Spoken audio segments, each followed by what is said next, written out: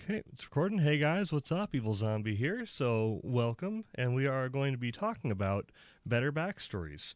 So, with me, I have Jay Stilipec, right? That's correct. Good job. A lot of people mispronounce my last name, so I understand. Oh yeah, it's a curse. Yeah, everyone's always mispronounced it. I've only had two people ever, I think, that have actually said it right in the first try.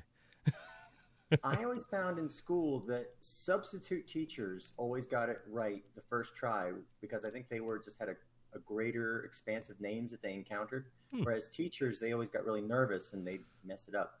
But also, my mother was the payroll supervisor of the school district, so most teachers knew my name anyway. Okay. Yeah, I think the only time for me was at a track meet, a track and field, and then the announcer actually said it right, and I'm like, did they really say it? Hooray! So that was cool. How did you do with the track meet? That one I think I got second or third. Was doing shot put and discus. Okay, It was very fun. cool. Had a good time. Awesome. So anyways, everyone, if you've watched the previous video I did on this, I just kind of did an unboxing and an overview of what was in the box. It's a set of cards that allow you to make creative and interesting backstories for NPCs, players, different characters, and people that will interact with your players or even your players. And that is incredibly handy for dungeon masters all around. Because, like I said before, a lot of my shopkeepers are named Bob, or Bob the Frank, shopkeeper. or Willie, and they all have very simple names. Oh yes, it makes it easier. I mean, and I when I'm dungeon mastering, I always kind of default to a kind of a Scottish accent for all my NPCs. Mm-hmm. It's I try to do like I say I want my dragonborns to be Russian. I want my dwarves to be Scottish, but everybody ends up Scottish in the end. Yeah, my dwarves, I definitely do Scottish, and to throw my players off sometimes, if one of them plays a dwarf, I'll greet them in Scottish Gaelic. Hmm. And then I have maybe two friends that actually do speak Gaelic along with me. So then it's cool because then the other players would be like, what's happening? Oh, we're talking in Dwarvish. That's awesome. So that'll just be a fun little thing we'll do sometimes. But then, like, to learn greetings and, like Russian. I don't know why, but it really does seem like Dragonborn would have that kind of thing. Or sometimes orcs, you know? My Sometimes I'll orcs, do that for, like, half orc. I might give them an accent like that just because you think bigger, tougher, the stereotype. it is, yeah. Stereotypes are crazy. I was thinking the other day, I want to do like a stupid buff elf. That actually sounds kind of cool. I know, right? I had an idea for a character if one of my characters dies in a campaign I'm part of, where is going to be just like a gel, but a sentient one that is completely delusional and thinks that he can pass for looking like a regular human. Okay, a delusional ooze. I like it. He entirely believes in it and thinks that other people think that that's what he looks like, even though he just doesn't. So that's going to be Cool. fun. Still haven't figured I've out got the an accent. ooze. I've got a sentient ooze who is actually a reincarnated elf Okay. but doesn't know it. And yeah, Those are fun. I love making interesting out of the box kind of characters. It's fun. oh indeed, that's one of the reasons I created these. I have over 250 D&D characters alone, and over 500 superhero characters. And I always liked making them all unique and giving them different backstories and different backgrounds. Because if you don't, you end up kind of like relying on what you know, just like your own personal life Hmm. tropes. And it's like, oh, all of my characters are from a small town in a big open area, and they have a sister. And it's like, oh, that was getting a little old. So I Yeah. used a lot of books, mainly the Central Casting series by Task Force Games, which is out of print now. But it was a great book. But it was all charts. It was like choose your own adventure. Roll in this chart, go to page 26. Roll in this chart, go to page 40. Roll in this chart, go to page 80. And it gave you incredibly diverse backstories down to when you were born, where you were born, things that happened when you were born, things that happened when you were an adolescent, things that happened to you when you were a teenager, things that happened to you when you were an adult. And it was fantastic. But it was just so cumbersome. And when I was started cosplaying and I was trying to come up with an idea of something I could sell at a table, and I said, well, I'm really creative. I love brainstorming. I guess I could help people brainstorm character ideas, but who walks around with their D&D character in their backpack, you know? And I thought to myself, well, I'll have to simplify the book. Maybe I'll make a bunch of index cards. And I was like, I could do like tarot card readings, but for backstories. And that was the impetus. It was originally called Chronicle Cards. Oh, okay. And I brainstormed a couple of different ideas, and I beta tested it. I printed them out on business cardstock originally, and tried out different arrangements and stuff. And then I printed out a practice deck through makeplaincards.com, and I beta tested it. And then I printed a few more, and I beta tested it with friends, and everybody was really excited about it. And that's when I did my Kickstarter.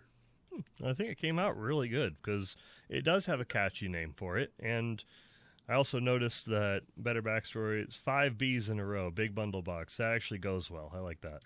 Yeah, I like alliteration. What can I say? I love Marvel, and that just really reminds me of all the comic days because Sure, we're all Parker, coming from the same Bruce place. Banner. Yep.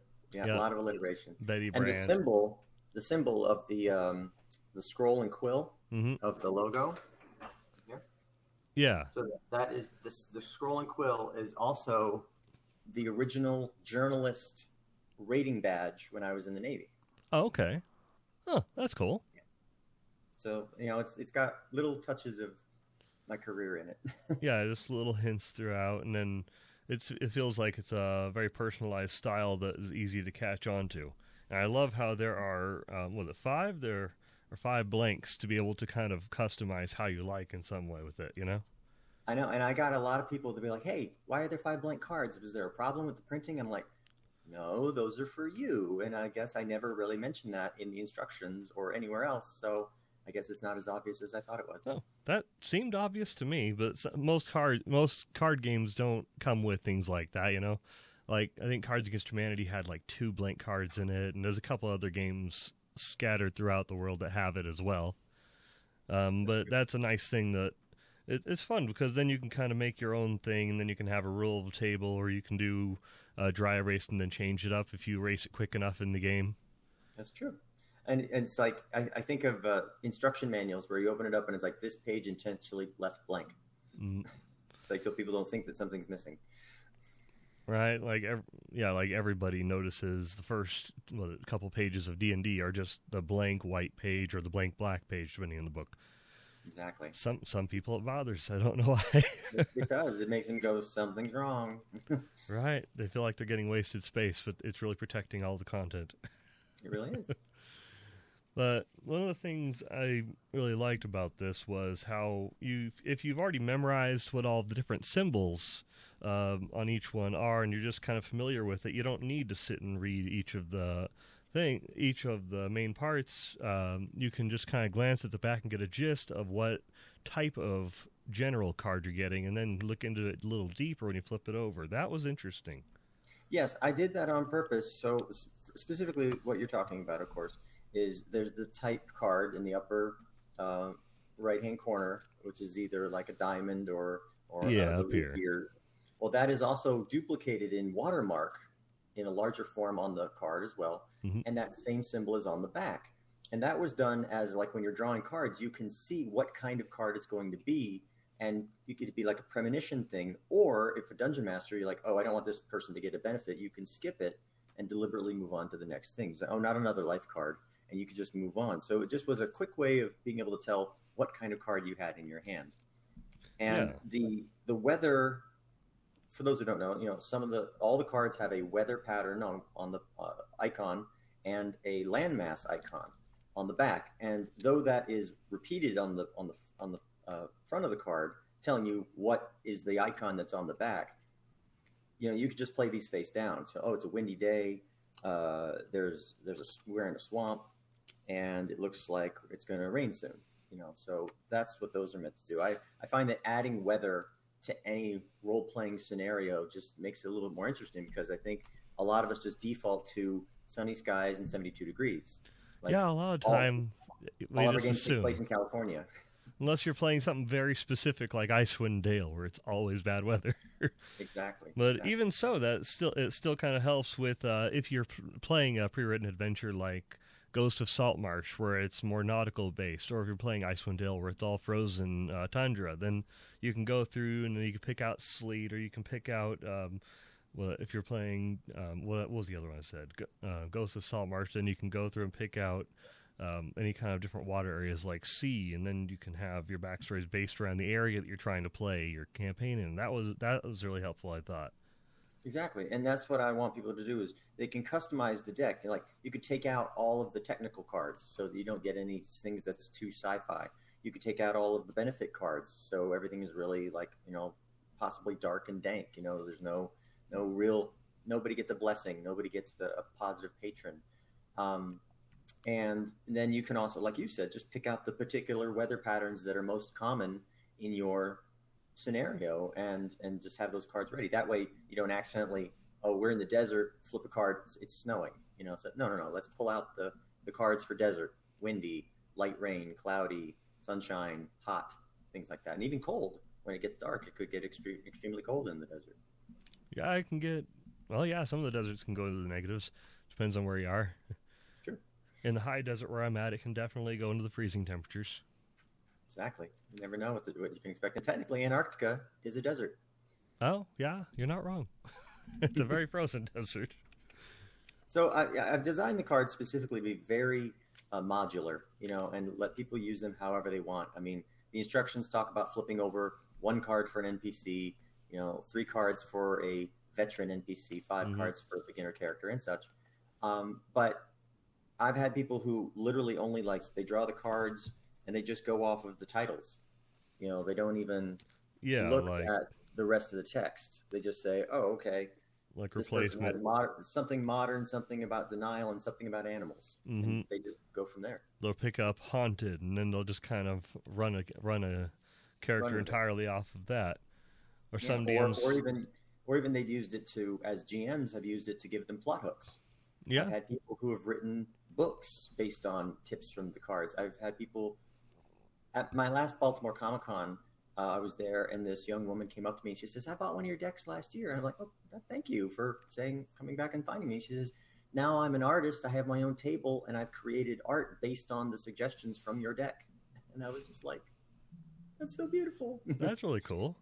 Yeah. And it's fun when people start doing things like fan art or start trying to build into it. Like I see those characters on the box and the manual and everything, and I can see that's going to be fun for people to try and build off of in a way as well.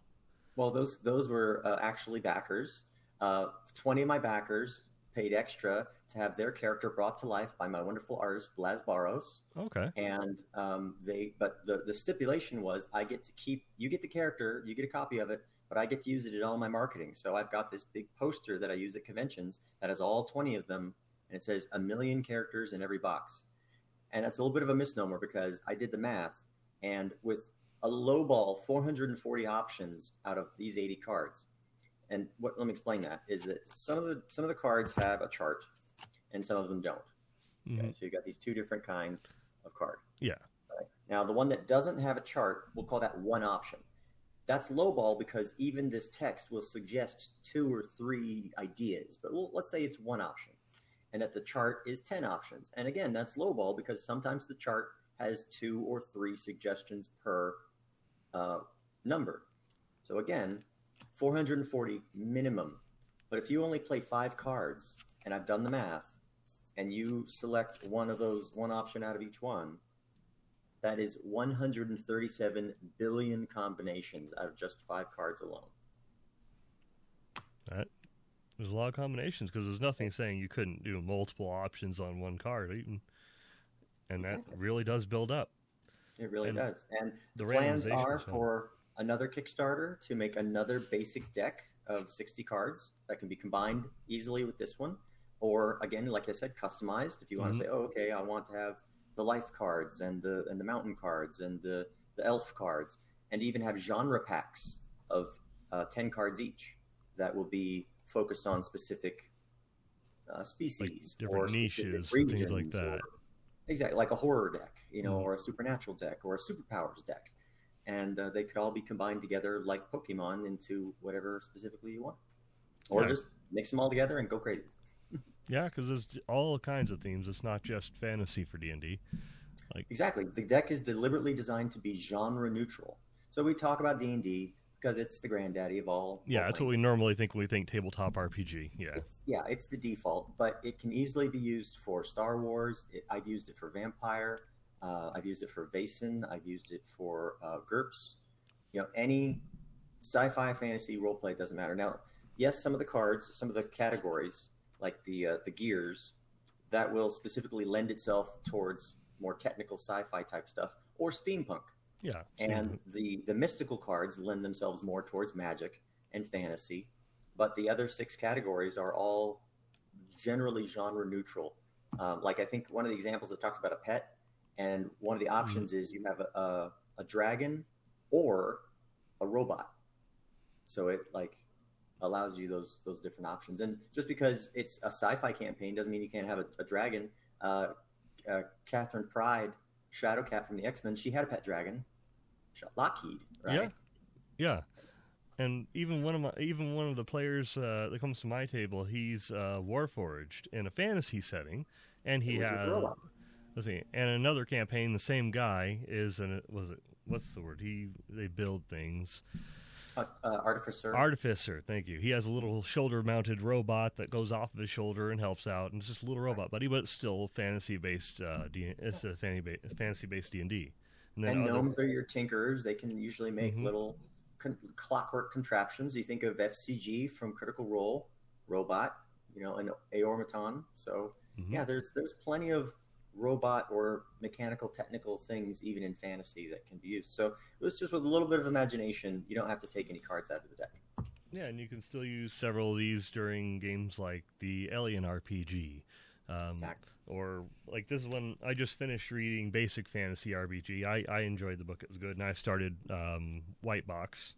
Okay, it's very similar. It's like retro style, but modernized. Cool. But they could be used in that just the same because that's just like going back in time to an older style where they don't go into as much detail on the people in the world. So this might help out a little more with trying to world build because that was kind of a back end, and the mechanics were the more important thing in those books.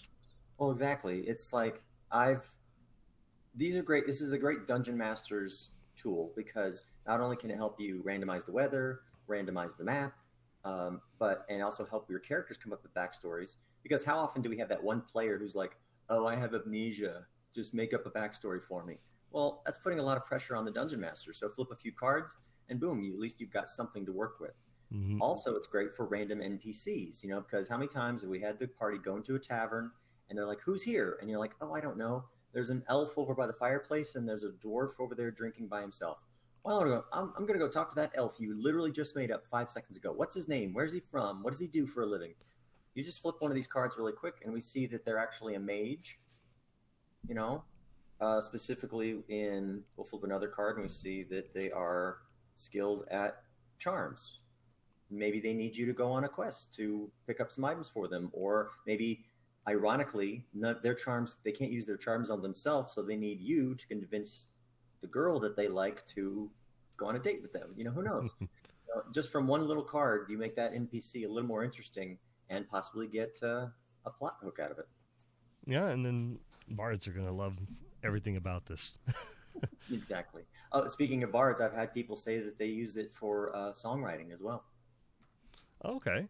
That actually could be really handy for bards. They can kind of tell the tales. I don't know why, but I start thinking Brave Sir Robin. Oh, yes. I love that song. Good old Monty Python. Bravely brave Sir Robin rode forth from Camelot. Oh, Brave Sir Robin. I just found out that movie was actually funded by Led Zeppelin. Huh. Yeah. I did not know that. Yep. Wow. I thought it would be a great tax write-off. Well... And also, it just kind of changed generations of people that watched. It basically created a genre. It did. It did. There's actually a role-playing game now for Monty Python. I forget what they called it. It was something ridiculous. There was a Kickstarter for it, and it should be in print in a couple of months. Well, I'm gonna find that. That's gonna be fun. Yeah, look it up. Monty Python role-playing game. I'm gonna find that. I was looking up the Avatar one recently. Oh, okay. They're doing one on the Last Airbender. Very cool. I just got my Terminator role-playing game from Kickstarter. It's Terminator from the movies. Mm-hmm. My girlfriend's a big Terminator fan, so I'm hoping this will get her into it for good. She's been getting into D&D, but I think Terminator will really hook her. I haven't convinced my wife yet. She thinks it's boring because you're just talking around a table. I'm working on it. Give her some combat and a stick. Right, pretty much. I ran a session this weekend with 26 Girl Scouts. I didn't run the whole session, but I ran one of 6 tables, and I managed the other 5 dungeon masters. And they all had the same adventures. They all had maps, and even though they had the same adventure, they all went in very different directions. And it was great to see the girls afterwards. Our wizard did this. Our cleric did that, and then we LARPed, and I got to be the big bad guy at the end that they beat up, and took the crown that I had stolen. But it was just so great to see girls getting into it and into the creativity and like this little timid girl who barely spoke above a whisper, but once you told her to roll to kill the goblin, then she was just like beheading them left and right. Yeah, 'cause a lot of times, like my wife, for example, she looks at it and then sees us doing all the math and the dice and the numbers, but she doesn't stick around for the role-playing parts of it. And I told her it's different if you're experiencing it, because then you're being your character. And talking a bit about earlier, we were talking about how some people just say, "Oh, I have amnesia," or the basic backstory. I literally had a cousin who basically told me he was Forest Batman because he was being a ranger. There you go. That works. I was like, okay, we can write something for that.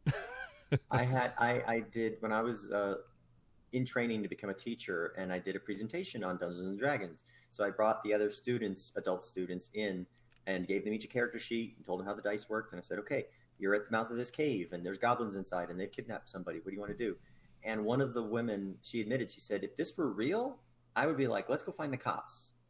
But knowing that it was a game and that it was her job to rescue these people, she felt more empowered to go in there and kick some butt. And she really enjoyed it. Nice. That's good that she could just enjoy it and let loose and look at the fantasy as just something where she can try things. Exactly. And that's one of the great things about Dungeons and Dragons role-playing in general, is it lets people try being confident, try being, a fighter, try being bold, try being shy. There's nothing saying that a bold person can't play a shy person and a shy person can't play a bold person. And it's a safe environment. It's like, I think that shy, nervous people, they're worried about how they'll come off in real life. So do it in a role-playing game and they can get away with it. Yeah, they can make a character and they don't have to be themselves at the table. They can be themselves above table if they want, and then just get into the role of the character and just do it the best they can, because that's what everyone else is doing too. Exactly. And I can understand, like, I've had some players where they're more shy, they don't get into the role-playing as much because everyone else at the table was a DM. And then we had the one player that was new, but then we started kind of just helping them out with, you are good at this, your character would probably like this kind of thing, maybe you can go with that. But I can imagine these cards would also help players like that, where you can show them this and say, okay, why don't you just kind of study this for a second and pick something that catches your eye. Right. That it doesn't have to be random. Just flip through a card, find something that could be an interesting backstory, whether it's the pet or you were born at an interesting time. Mm-hmm. My favorite card in the whole deck is Tattoo, because if you know nothing about a person, but someone tells you they have a tattoo, you immediately have 5 follow-up questions. What is it? Where is it? Why did they get it? What's the significance? Mm-hmm. And that just, the fact that one idea can spawn so many subsequent questions about a character, just, I love it. I love the idea, the concept. That one actually, let's see, it's very similar to that. My favorite card was the birthmark one, where it brought me back to watching Tenacious D, where they had the shared birthmark and their entire quest formed from that. Right. And then even something like that can form an entire quest, like it said on the card, like the skull birthmark. And then people will be like, well, it's a very specific shape. Maybe it had a meaning, and then they can delve into it, and then you have a quest.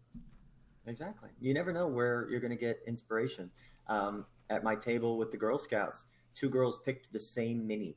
The fighter and the wizard both picked the same redheaded wizard-looking mini. And we said, oh, you're twins. And that suddenly they had a backstory. And that actually works really well. Then they can kind of bond with it, which is also one of the best things, because a lot of us were geeks, and a lot of us that play the game never had social skills except for starting this game. Very true. Nerdiest game ever requires friends. Right? Which is also pretty good on a resume because it's problem and team building skills, Yeah, or problem solving and team building strategy, skills. tactics, problem solving, strategy, all kinds of things that I've learned. I learned about being a leader from D&D. Hmm. I never considered myself a leader. I never thought, oh, you have to be given the role of leader. And I joined a group that it was like already established, like these 4 players had already been together for a couple of months. And so I joined late, and the DM shoehorned me into the story, and we played together for another couple of months, and we ended up in front of some council, like 5 people, and they stood and said, "Who is your leader?" And everybody looked at me, and I'm like, "I guess I am." And after I dealt with the situation after the game was over, I said, "Guys, how did I get to be in charge?" And they said, "Oh, you're just really good at making decisions and keeping us from beating around the bush." And it's like, if there's if there's a fork in the road, you don't let us spend too much time worrying about which way to go. You're just like, you know what, go that way. And I realized it's like, yeah, it's like I can make quick decisions, and if it's a bad decision, I'll own up to it. But also, bad decisions make the best role plays. Yeah, Sometimes. they kind of do.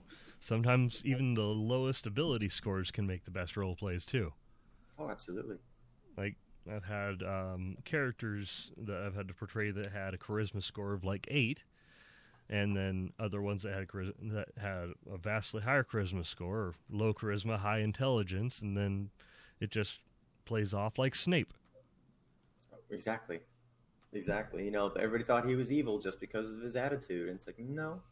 I play a halfling cleric who was haunted, and so he'd seen some death. So he was very nervous about going into these dark places, and he always wanted to make sure that we checked all the doors. He's like, "Oh, that door, no one checked it out. Why don't you go over there?" But he wasn't going to open it, but he encouraged other people to open it. He was very aware of where things could come from. But once combat started, he was in the thick of it, and he was casting spells and doing all the stuff. So he ended up being a little bit like Shaggy, Mm-hmm. how he's always so nervous and everything, but once he's in combat, he's unstoppable. Mm-hmm. The trouble magnet that kind of is the glue. Right. Exactly. He's like lead from the rear. Yeah, pretty much. It kind of is him. That works really well. One of the things I was wanting to ask you also is your gaming history. What got you into tabletop role-playing games? Well, I actually know very specifically how I got into it.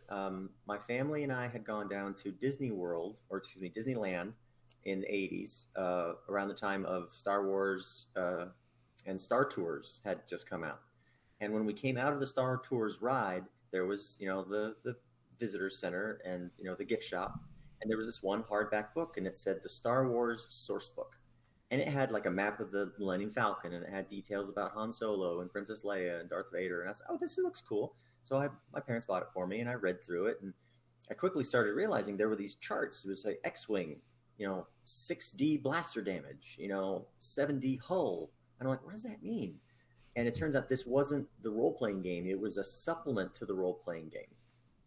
And I went to my local comic book store and I said, "Hey, do you have this game?" And they're like, "Oh, yeah, it's in the corner." And once I realized there was a role-playing game and what that meant, it was basically a computer game that you played with your mind. Mm-hmm. Because I knew of D&D, the cartoon, and I knew of D&D Pool of Radiance on the Apple IIe, but I'd never played real D&D. And so I got my friends to play Star Wars a little bit, and then somebody turned me on to a D&D group, and then a Marvel superheroes group, and then GURPS, and one thing after another. And it was until I joined the Navy and 3rd edition came out that I bought my own books for D&D. And then I played it, and then I played 4th edition for a little while. And at the same time, but I was moving around in the Navy so much that it was hard to get like a steady group going. Yeah. And my ex-wife wasn't really into playing it herself, so I was kind of limited there. And then when I was in Afghanistan with the Navy, 5th edition was in beta testing. It was called D&D Next at the time, and I beta tested 5th edition while serving in Afghanistan, and just loved the new system and just how they simplified it, how they put so much impetus on the dungeon master and role playing. So people said that with backgrounds, they put the role into role playing, and it's not just a combat simulator anymore. Mm-hmm. And especially things like advantage and disadvantage, because who doesn't like rolling more dice? You know, that's true. That's so very true. I have a lot of dice. so I've been playing role playing games in one fashion or another for over 30 years, and I've done my own creative writing for a while, and this was basically taking the brainstorming part of my brain and putting it in card form so that everybody could enjoy it. And it looks like it's something that people are going to get good benefit from, because there's really no downside to just having more ideas that are easily accessible, you know? Exactly. Even I met Anthony Michael Hall recently at a convention, and I gave him a copy of the deck, and he says he was really looking forward to it because he was getting into writing. And when I explained the system to him, he says, wow, you can't have writer's block with Better Backstories on your desk. And I'm like, thank you, sir. I wish I'd got that on video. That is a good point. That's some good praise. It was. I've given copies to Will Wheaton. I've sent copies to all the Critical Role cast. And I've given away plenty of copies for people such as yourself to thank you very much, by the way. Share it with others. Yeah, thank you very much, by the way. And it's something I've been enjoying flipping through, and I'm sharing it with my kids, and kind of I'm teaching my younger daughter how to play. I'm actually playing a little bit later with her again. I bought a big pack of Minecraft minis from a company called Jada. They make die-cast minis, and it was like $20 for a pack of 30 minis. Good deal. Right? So I just decided Minecraft because she's 8 years old and loves Minecraft. That's a great place to start. That's you got to find those things that are similar and bring them together. Mm-hmm. And this way I can kind of hold out the card, and I can just pick it out, and then she can see the back of it, so she's learning a little bit, and saying the general backstory of the shopkeeper. And since all the villagers look the same, we have a joke going on where all the villagers sound the same as well. That's awesome. Yeah, Sora's having a good time with it, and that's going to be another young player that gets to learn the game. Hope so. And that's the great thing about this deck, is that it's good for teachers. It's good for improvisation. Theater teachers have told me they've used it. Again, I said songwriters, but people even say just have the deck in the car for long road trips, and you just like, okay, let's tell a story about somebody in the military. Go. And when the story starts to stall, you just flip another card, say, okay, something about traveling the world. Go. And the way so many people have used the cards in their own way, in their own games, to incite inspiration and brainstorming has just made me feel so good inside. Mm-hmm. I actually keep it I've been keeping it inside my portable DM bag. Perfect place for it. So it's just something's easy to grab, yeah. I wanted something that was so portable, because like the reason that you have numbers on the back of the cards as well, so that you can you don't need dice. So you've just got these numbers here, and you can just play another card face down. Because I wanted something that could be used easily on an airplane, and you don't want dice fumbling around on an airplane. But here, the entire deck is self-contained, and you can just flip a few cards and do some writing, and there you go. Yeah, it definitely saves space, time, and then also from having to accidentally drop things. Exactly. It's definitely good for that. But I think we're reaching the end of the video. Did you want to give a plug on website, Instagram, all the social medias? Absolutely. So I am, once again, Jay Stilipec.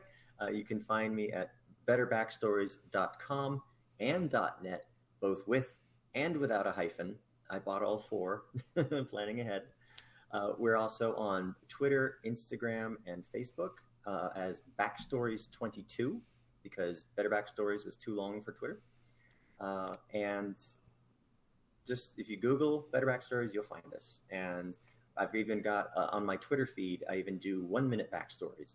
So if you can find me on TikTok, I will do a 1-minute backstory for anybody who asks me, what's my backstory?